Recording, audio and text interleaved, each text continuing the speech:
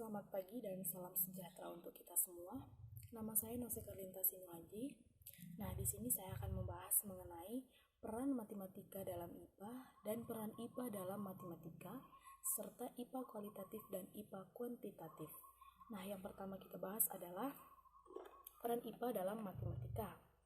Sebelum kita masuk ke dalam apa sih peran IPA itu dalam matematika, kita membahas dulu tentang pengertian IPA.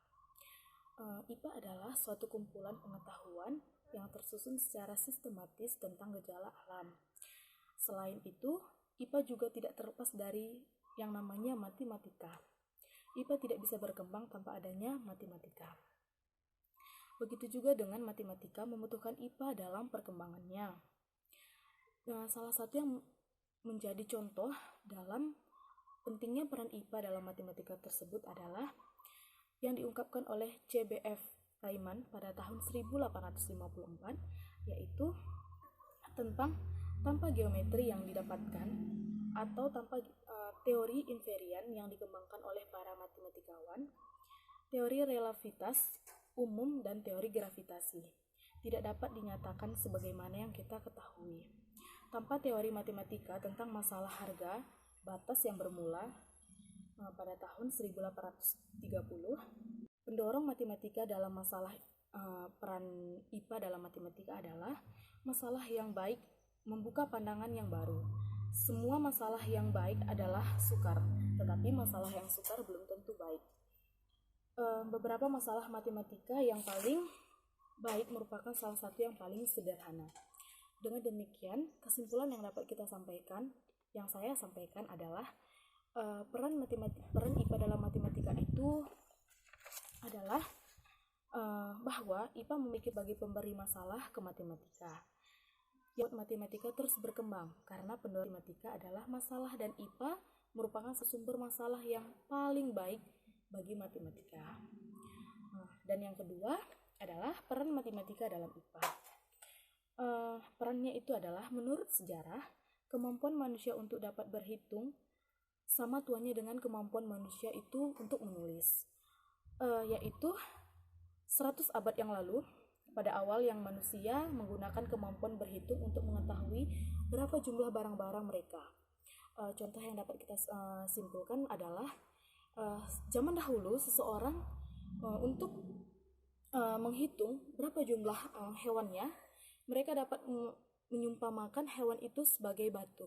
Nah, jadi pada saat mereka memasukkan hewannya ke dalam kandang, mereka mengumpamakan batunya. Jika hewannya masuk ke dalam kandang satu, maka mereka ambil batu satu gitu.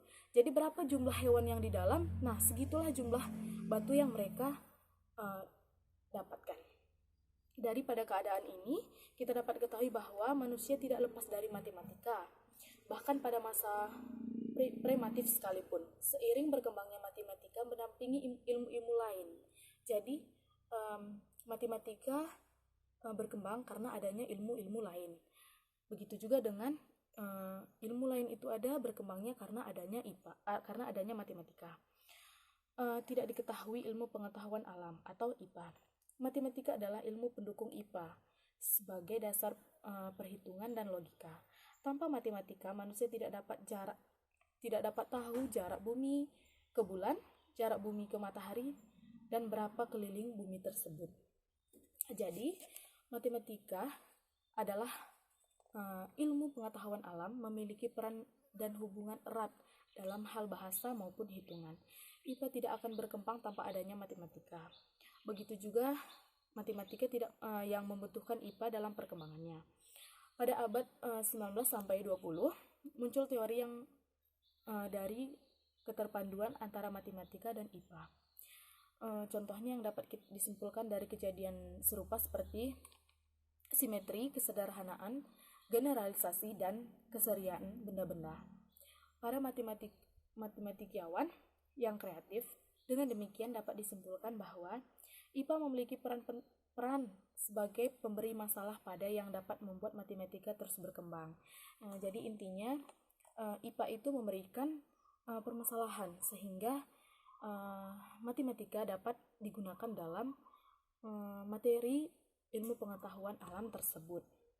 karena pendorong matematika adalah masalah, dan IPA merupakan salah satu sumber masalah yang paling baik bagi matematika.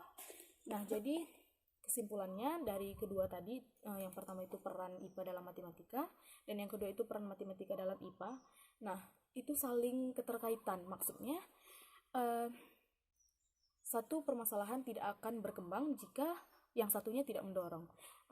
Contohnya itu seperti, misalnya IPA.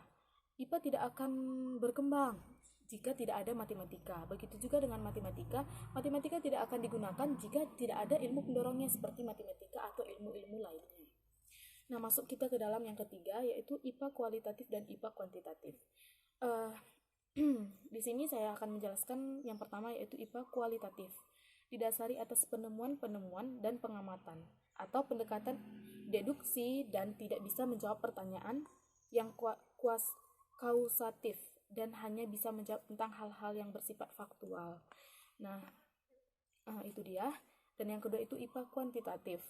IPA kuantitatif adalah dapat menjawab pertanyaan yang bersifat kausatif melalui analisa matematika, statistika, atau pendekatan induksi. Nah, mungkin itu saja yang dapat bisa saya sampaikan mengenai peran IPA dalam matematika dan peran matematika dalam IPA, serta IPA kualitatif dan IPA kuantitatif.